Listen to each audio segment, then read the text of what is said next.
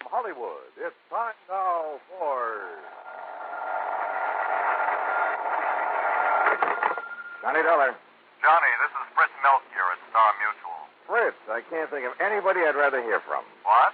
Every insurance case you've called me on has put a lot of dough in my pocket. Well, now, And Johnny... it just happens that right now I can use a few extra bucks.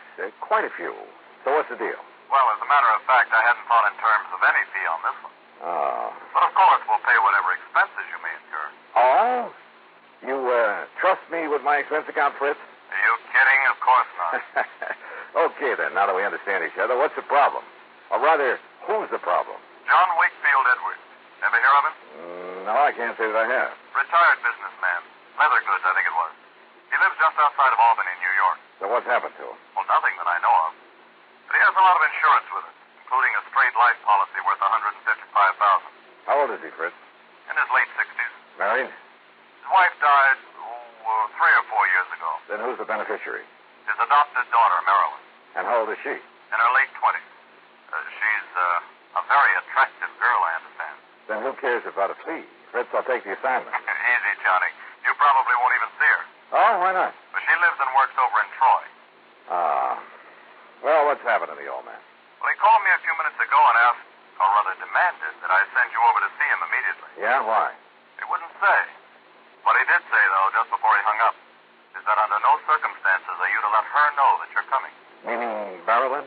I would assume so. I wonder. So do I, Johnny. So if I were you, I'd hop on over there. Tonight? Well, first thing in the morning? Okay, Fritz, we'll do.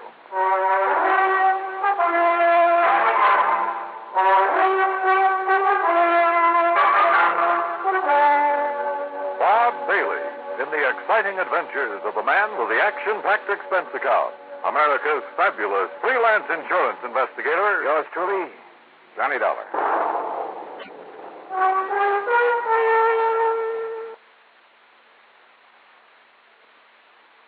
And now, Act One of yours truly, Johnny Dollar.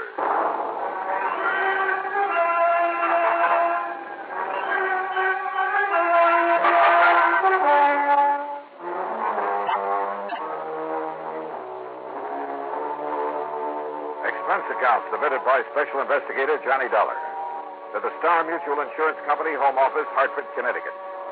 Following is an account of expenses incurred during my investigation of the hair-raising matter.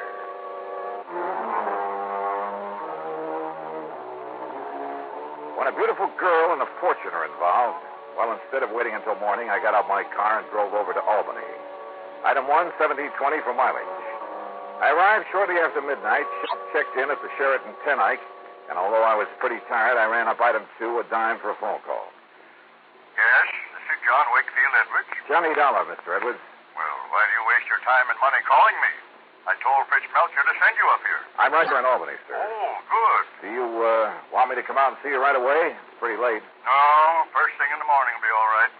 I'm sure nothing will happen before then. Nothing will happen. I'll expect you to have breakfast with me. I beg you... What was that? I said be here at breakfast. 7:30 sharp. Oh, okay. But now, just what did you mean about nothing will happen? I'll tell you about it in the morning. Goodbye, Mr. Dollar. Well, now, wait a minute. Look. You're the boss.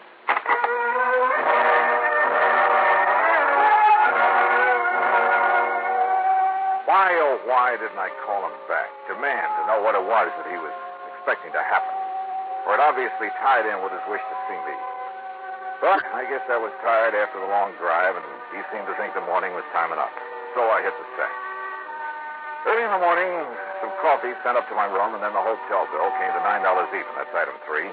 And by 25 minutes after 7, I swung onto the long, winding drive that led up to the front of the Edwards mansion. It was in a wealthy residential section, a couple of miles north of the city proper, and sat in the middle of what must have been a full acre of beautiful trees and gardens. As I approached the house, I noticed a car parked out front, a sleek, new little sports job.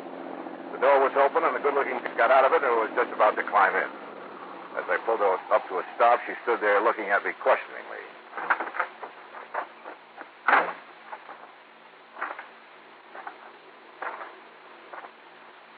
This is the Edwards home, isn't it? That's right.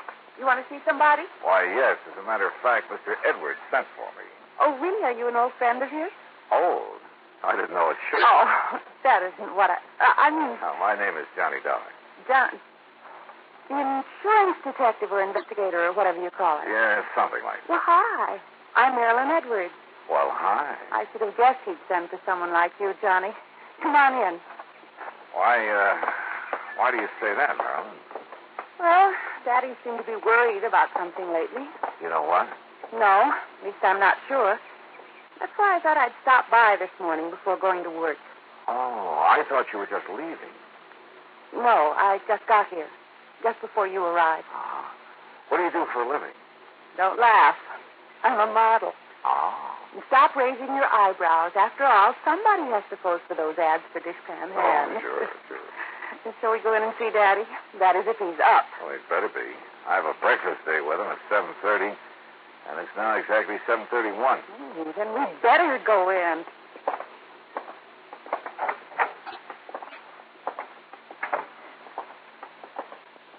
Hi, Daddy.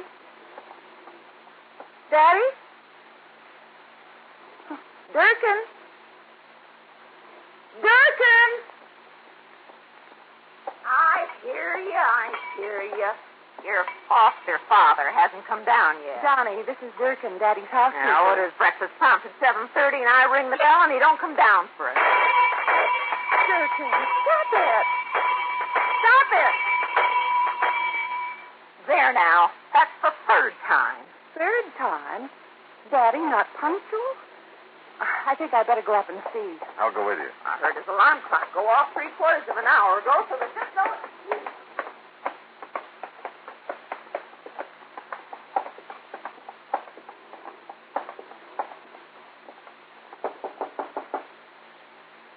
Daddy? Wait a minute. What is it, Johnny? I thought I caught a whiff of cordite. Cordite? But no, I guess not. Daddy? Johnny? Johnny! Oh, no! I'm afraid so, Marilyn. He's dead.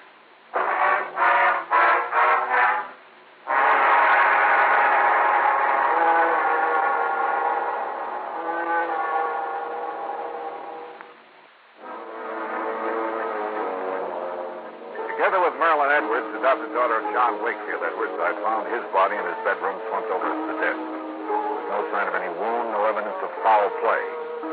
Without touching the body, I phoned the Albany Police Homicide Division, and within minutes, Sergeant Christie arrived with Dr. Walter Mencken in tow. The doctor's examination was brief but very thorough, including several on-the-spot tests for poisons of any kind. How old did you say he was, miss? I didn't, Doctor. But he was 68 or 9, I think. And he hasn't been sick? Not that I know of. Miss Durkin, the housekeeper, would know better than He I. hasn't had a day of sickness since he caught that cold last spring. Yeah. Well, his pump gave out, that's all. Can't expect that in a man his age. Oh, Johnny. Yeah, I know. But you're doing okay. You didn't find anything, did you, Chris? No, not a thing, Doc. Why they bothered to call us in instead of his own doctor? Yeah. Of course, if you folks want, I can order an autopsy. Oh, no. That would be terrible. And down it goes to natural causes. Time of death, approximately 7:15. Doctor. And I expect you can carry on from here, can't you, miss? I'll take care of things. Yeah, and if he can't, I will. Beginning with closing these windows. There. Anybody wants to freeze me? Well, come on, Sergeant. Back to the morgue. Oh, the morgue. Oh, Johnny. Easy, down. Better? Well, you two want some breakfast? Ain't gonna do him any good now. Durkin, how can you... But I suppose we may as well, Johnny, and do whatever we have to do here.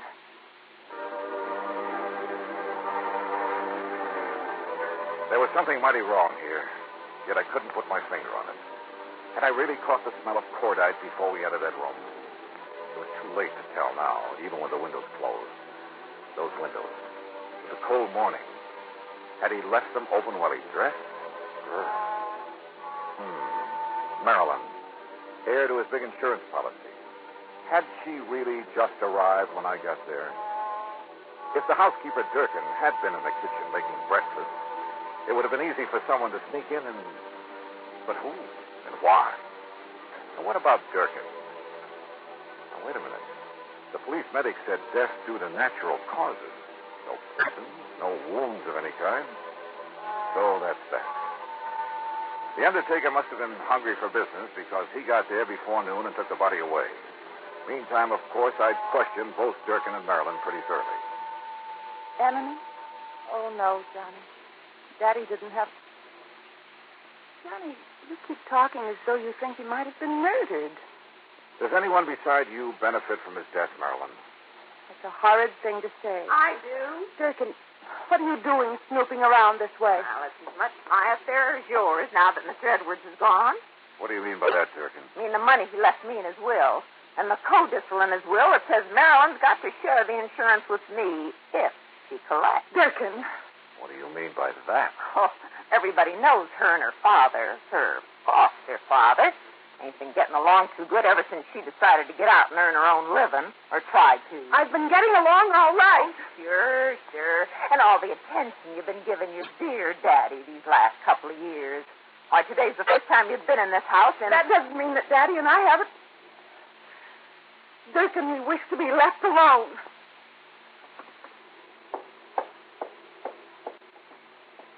I'm sorry, Johnny. Marilyn, I want to go up and look at your father's room again. All right, if you like. And I'll go along with you. No, thanks. I'd rather do it alone. Oh? And what did I find? Nothing. Sure, there were a couple of old bottles of hair tonic hidden away under some shirts. But after all, I mean, at his age. And that funny little thing on his dressing table. There was a little, well, hat stand, I guess you'd call it. The kind you find in a woman's hat shop. You know, a little wooden stand about 8 or 10 inches high. Johnny, look. Huh? Where did you get that? After what you said downstairs, I guess I began to wonder. Pretty special. So I looked around outside, for footprints or, well, I don't know what I was looking for. And you found this handgun? It was in the middle of a myrtle bush. It was Daddy's gun. Oh? And see, one shot has been fired. Yeah. I also see you've carefully put your fingerprints all over it. Oh. Hey, what was it? Fine. Now, my prints are all over it. So if it was used to... What am I talking about? If there'd been a shot, Durkin would have heard it. What's more, there would have been a bullet wound, and there was no sign of anything in the... Wait a minute. Marilyn, maybe there was.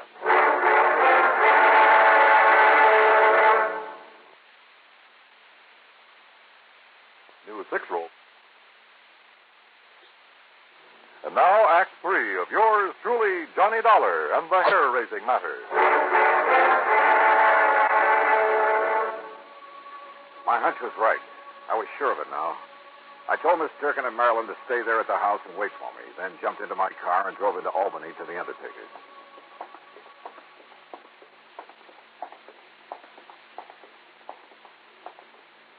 Here we are, Mr. Dollar. The embalming room is right here. Though I must confess we haven't had opportunity to prepare Mr. Edward's body yet. Good. We've been rather rushed all day. Yeah, sure. Now, where is he? Right over. Here we are. Was he a relative of yours? No. Just... Wait a minute. What are you doing? Just, trying to make sure that a crazy hunch I had is... Look here now. Are you trying to pull his hair out? No. Off. What? I think. Now, look here, young man. Look. Do you see what I'm trying to do here? What? Yeah. Good heavens, I can't believe it. We would never have noticed it. I don't think anybody would have.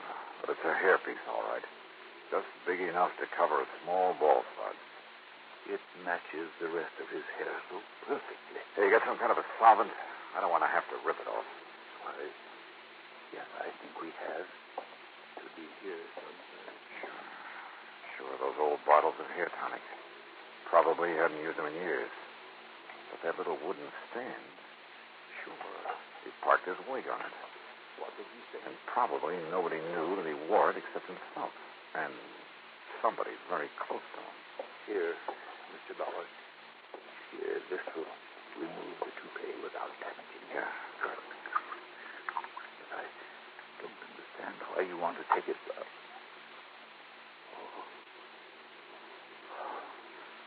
Good Lord. Yeah. Right in the middle of his bald spot. Covered up by the hairpiece. And the bullet that made it was a .38 special.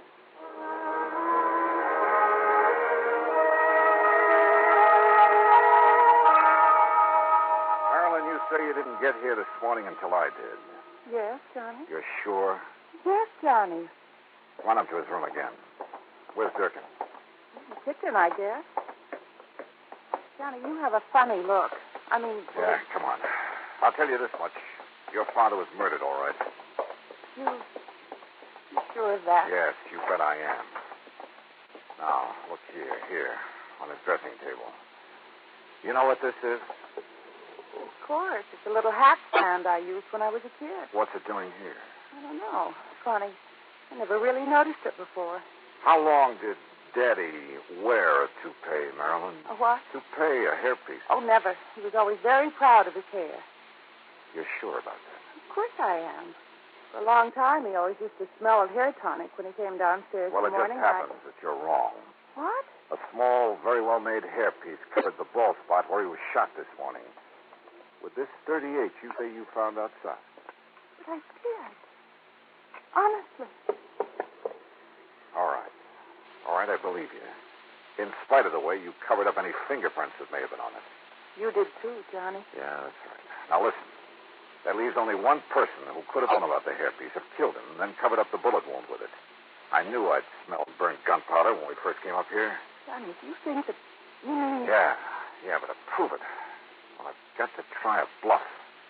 Yeah, see if I can bluff her. I can't believe it. Yet with him dead, she'd have money, more money Hold than... it, Marilyn. Well, Durkin? So you're back. Where you been, anyway? Checking up on something. Something I should have suspected last night when I talked to Mr. Edwards on the phone. What do you mean, Johnny? Line clicks. That meant somebody was listening in on the phone downstairs. Don't look at me. I didn't even know you called him last night. I was in bed asleep. Were you, Durkin? What I was just checking on at police headquarters... Police headquarters? Yeah, was a set of fingerprints I found on a glass you'd been using in the kitchen. What? I wanted to compare them with some prints I found on this gun. Well, that's Mr. Edwards' gun. The one you used to kill him? That's a lie. Is it the fingerprints match? No, that's a lie. I wiped them off the Before gun. you threw it out the window? Yes. Then opened the other windows to let the smell of powder out? Yes, I wiped them off. At least I thought I did. Okay. Let's go, then.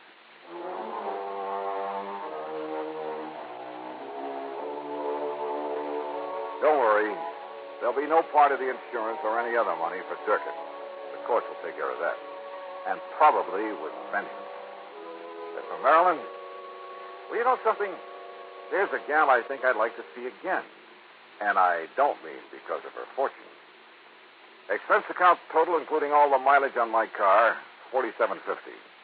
Yours truly, $20.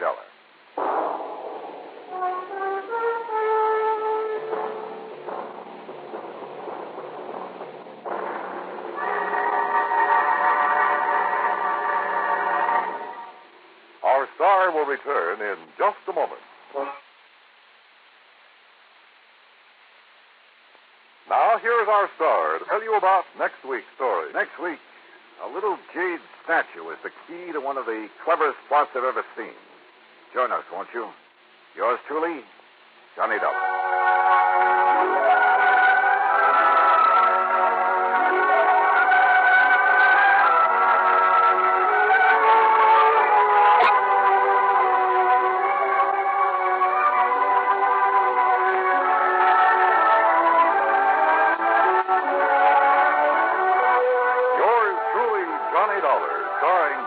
Bailey originates in Hollywood and is written, produced, and directed by Jack Johnstone. Heard in our cast were Virginia Gregg, Shirley Mitchell, Jack Edwards, Ralph Moody, Junior Matthews, and Parley Bear. Be sure to join us next week, same time and station, for another exciting story of yours truly, Johnny Dollar. This is Dan Cumberly speaking.